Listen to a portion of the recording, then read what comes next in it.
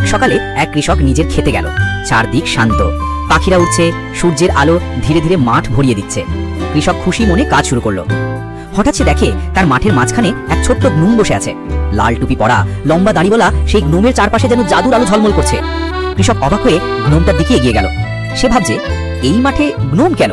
নিশ্চয়ই এর মানে কিছু আছে। গ্নুমটা হেসে বলল, হ্যাঁ, এখানে একটা গুপ্তধন লুকিয়ে আছে। গ্নোম তার ছোট লাঠি দিয়ে মাটির দিকে ইশারা করলো। কৃষক আত্মবিশ্বাসে বলল, তাহলে এ তো আমারই সম্পদ, কারণ এই মাঠ আমার। গ্নোমটা চতুর হেসে বলল, তুমি গুপ্তধন নিতে পারবে, কিন্তু শর্ত আছে।